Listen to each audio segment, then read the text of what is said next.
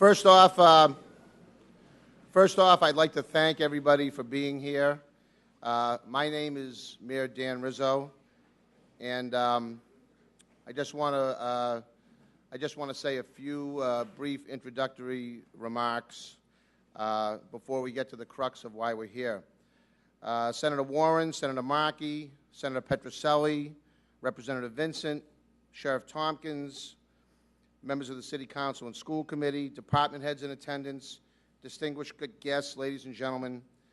On Monday, July 28th, a Category EF2 tornado with speeds up to 120 miles an hour traveled through our city at 30 miles per hour, devastating neighborhood homes and businesses along our central business district.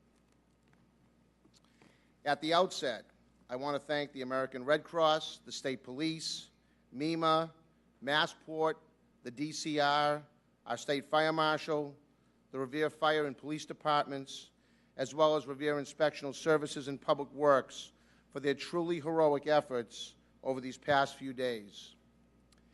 I would also be remiss if I did not thank our public utilities, National Grid, Verizon, and Comcast, for their swift and effective deployment of emergency crews and personnel.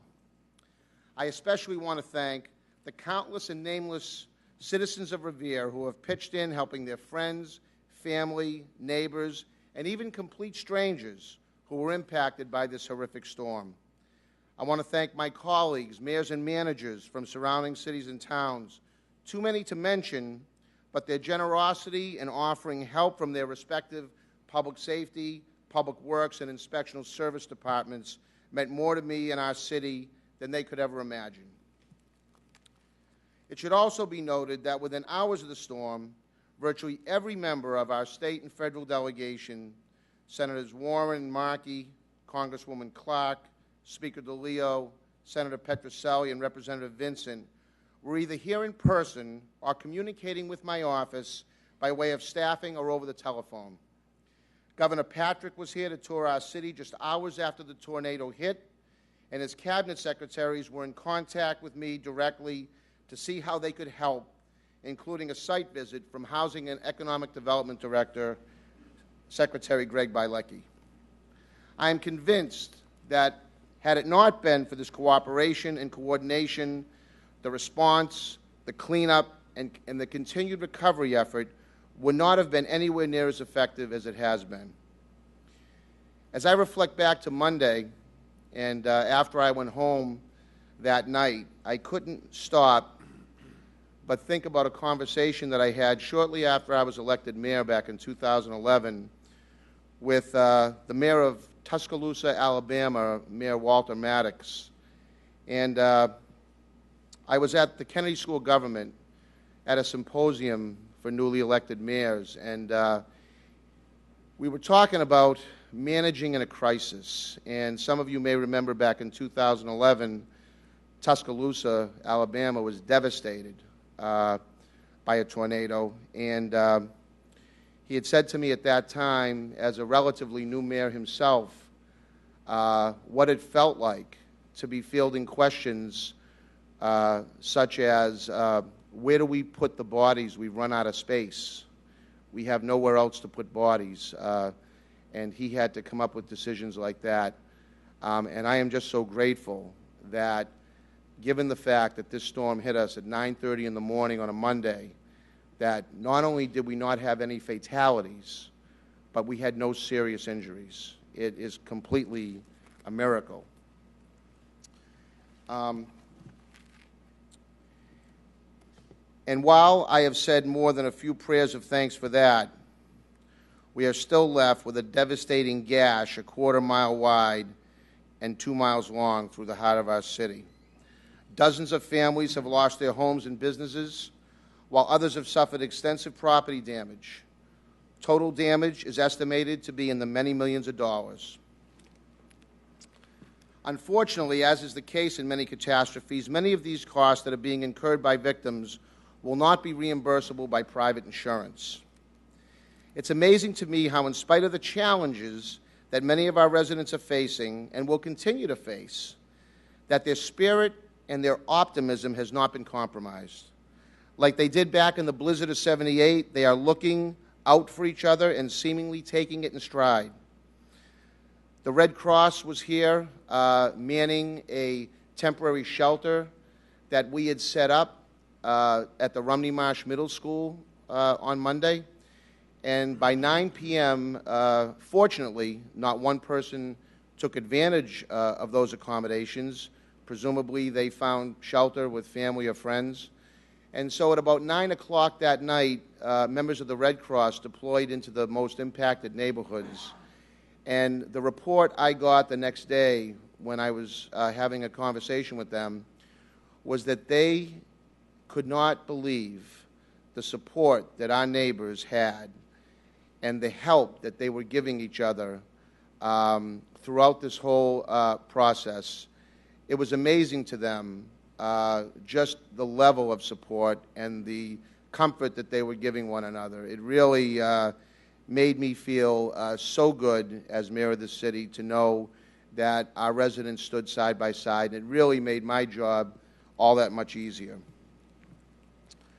Because the storm was so isolated, as I say, just about 3 square miles in total, we believe we will not be in line for much, if any, state or federal assistance. But I have made a promise to our residents and business owners that they will not be alone in shouldering the burden of rebuilding their lives and our community. That is why today we are announcing the creation of the Revere Tornado Relief Fund. The pride and strength of our community never ceases to amaze me. We as a city have always risen up to meet challenges. But today, because of the long-standing and in many cases devastating financial consequences that this storm will have on victims, I am looking to the public and corporate neighbors to ask for help by donating any amount that you can so we, in turn, can help those most impacted get their families and their lives back on track. Part of creating a fund like this is choosing someone to administer it. I wanted someone with integrity, with an impeccable reputation, and someone who cares deeply about helping people. That is why we have selected former Middlesex District Attorney and present partner at Nixon Peabody LLP, Jerry Leone, to spearhead this effort. Elected District Attorney back in 2006, Jerry also served as a first Assistant U.S. Attorney for the District of Massachusetts and as Criminal Bureau Chief for the Massachusetts Attorney General's Office. Jerry is tested and a proven leader and problem solver. Indicative of his skills and reputation, he was awarded the Federal Bureau of Investigation's Director's Award for his prosecution of Richard Reed, better known as the Shoe Bomber. Utilizing his insight, experience, and collaborative track record at the highest levels of county, state, and federal government, he currently represents individuals and organizations facing complex legal matters. Beyond his legal acumen, he is also a true public servant who knows what it means to help people in their time of need. I am so thankful for him accepting this position and for helping our community rebuild. I would like to now invite Jerry to say a few words about the purpose and the process that he envisions as this fund goes forward. Jerry?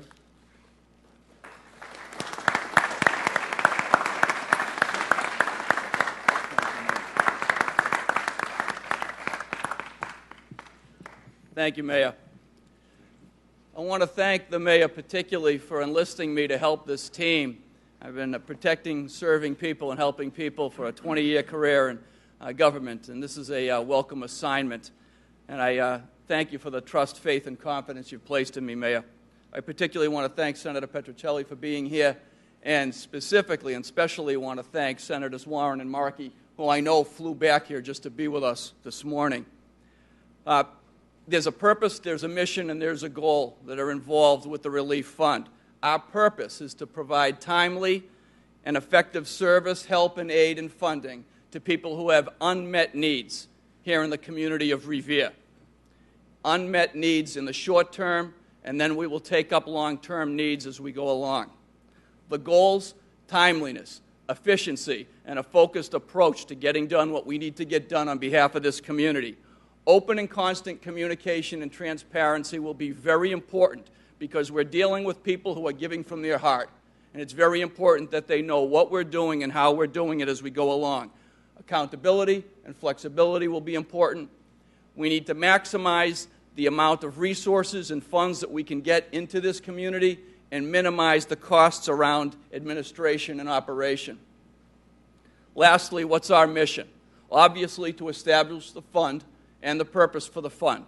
And that seems fairly obvious given the disaster we've suffered.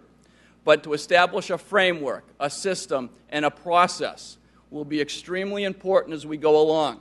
There have been, unfortunately, similar disasters and funds across this country, so we do have best practices, and we do have models that we can use as we set up our systems.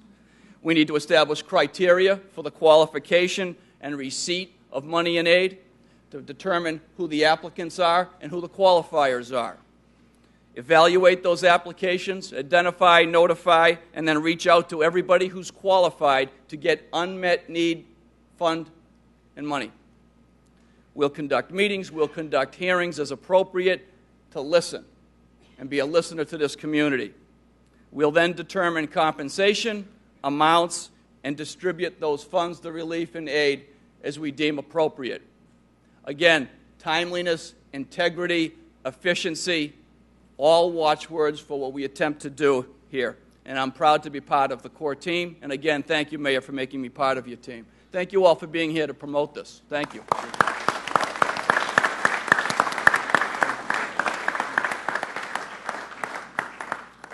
Thank you very much, Jerry. At this point, I believe we're going to open it up to questions for anybody that you see here standing behind me.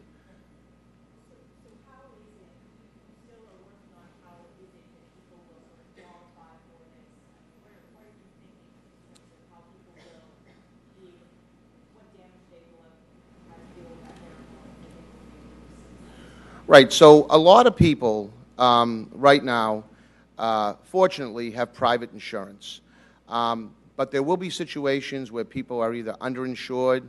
There'll be situations where people will have high deductibles that will put certainly a burden on those families if that were to be the case. There's going to be uninsured costs. I had a conversation the other night at a meeting we held at the American Legion with somebody who said they had about $2,500 worth of trees and other debris in his yard. It was quoted $2,500 to have that removed. And he said, I could either stretch my budget and maybe get behind on some bills, or I could go out and rent a chainsaw and risk hurting myself by trying to get rid of this stuff myself. And I quickly encouraged him to try to stretch the budget, and we'd see maybe what we can do. That could be maybe someone that would be a prime example of maybe how this fund maybe could help him or help somebody like that that really does not have the wherewithal to take care of those uninsured costs. But as far as the application process, that there will be an application that will both be online. I'm sure we'll have applications that will be available for people that don't have access to internet or don't use internet. So there will be an application process, and those applications will be reviewed and validated. I don't know if Jerry wants to add anything to that. Thank you. Sharman, the first thing that we're going to do is work with the Attorney General's office in setting up the proper systems in place so that we conform with the laws, rules, and regulations. After that, as the Mayor indicated, there will be processes set up, but, confirm and verify. Every time we get an application, we will look into the backgrounds of the, every time we get the application, we'll look into the backgrounds of the application, determine that they're in fact unmet needs, because as the Mayor indicated, although a lot of people have suffered through this, some people will have a way to compensate them and some people won't. We're really focused on the short-term unmet needs of those people who do not have their means to accomplish what they need to by way of what they suffered from the disaster. John? Goal to get checks to people in a month, 2 months, I mean, I know it's just rolling out now, but when you say it's the time, how timely people would expect to get some help? The expectation is a difficult one because we need to get processes set up, but at the same time, it's a catch-22. We want to get relief and aid into the pockets of people who need it as soon as possible. So that's the balance in setting up an integrity-filled process, but also in working through things as quickly as possible because people are suffering out there.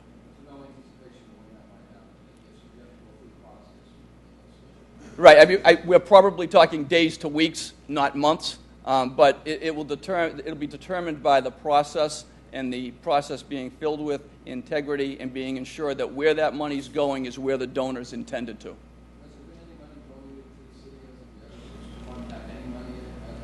Yeah, the mayor can speak to the specifics, but thankfully there have been donations, and there are plenty of contributors who are here in this room today. Exactly. Yeah, we've,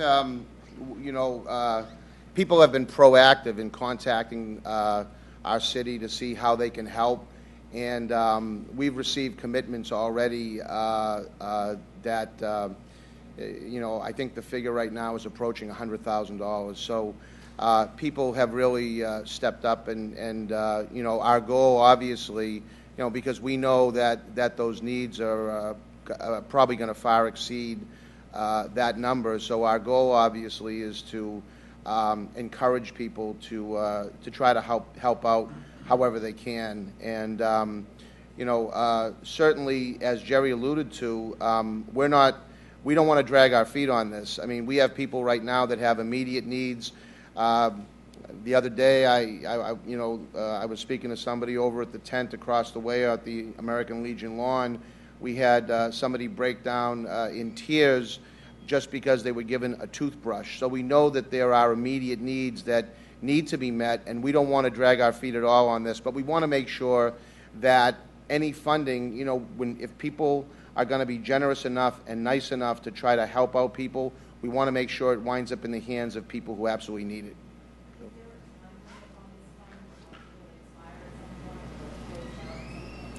Typically what has happened in funds that are analogs is that you will expend the funds that are there, and then there are provisions with what you can do with monies that are left over after you've met all of the unmet needs, both short-term and long-term. And there's a process for that, and that's one of the reasons why we work through the Attorney General's office and the Secretary of State's office.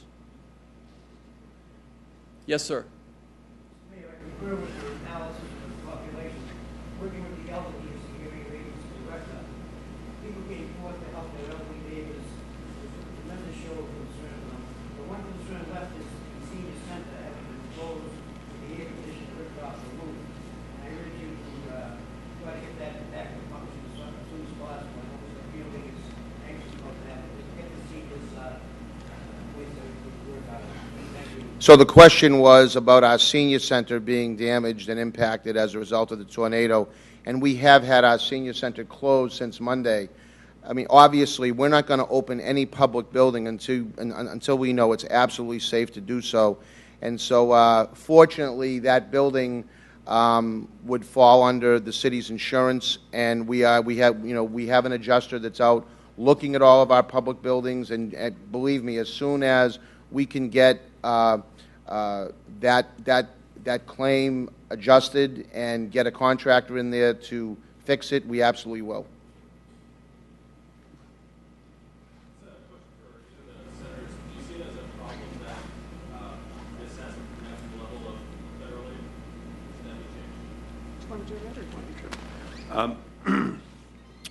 The city and the state are putting together the numbers right now in terms of the damage to the city. And we are going to fight to make sure that Revere gets every single penny that it is entitled to. Senator Warren and I, along with Congresswoman Clark, we are committed to that. And we are also working right now with the Small Business Administration, with the Department of Housing and Urban Development to make sure that assistance comes in from that source as well to the city. In 1978, we saw the hurricane snowstorm hit Revere. We saw how people rallied. We saw how people ensured that no one was left behind. We're seeing the same thing here today, and it's imperative that the state and federal government do the maximum that it can do under the law to make sure that the people of Revere are given everything that they are entitled to, and we're going to work towards that goal.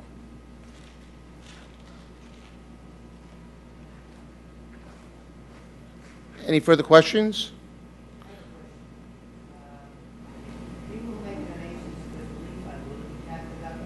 These are tax-deductible donations, yes.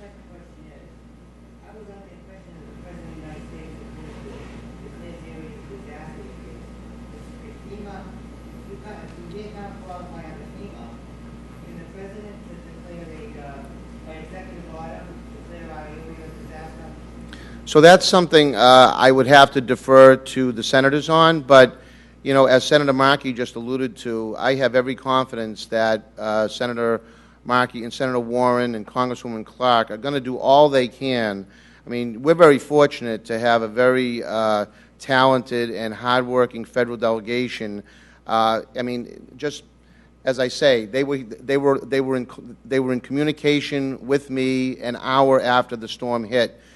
They're here today. Clearly, they're going to do everything that they possibly can to make sure that the city of Revere can rebuild from this. And I don't know if, you know, either senator wants to. Okay. Thank you. Any other questions, Councilor?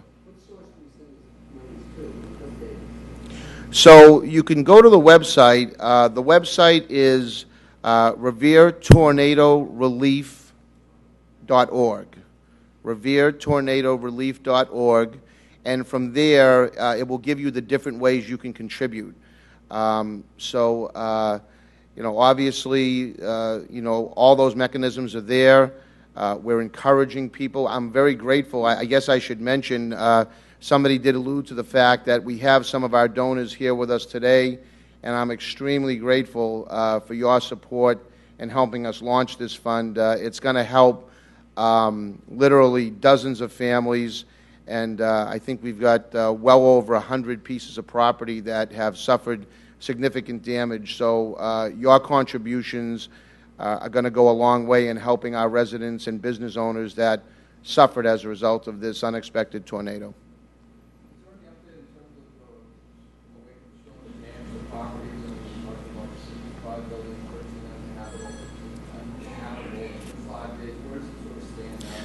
So that number, I was just informed that number of uninhabitable buildings just went from 13 to 15.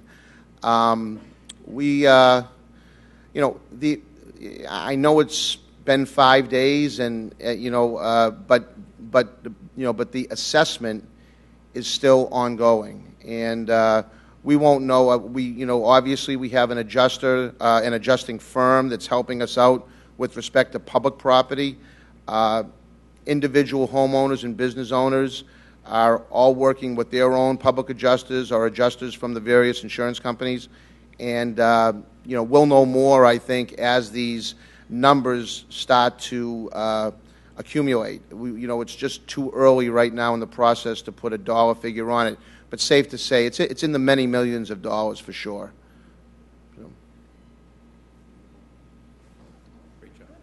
Okay, well, thank you very much. Thank you all for being here. I appreciate it.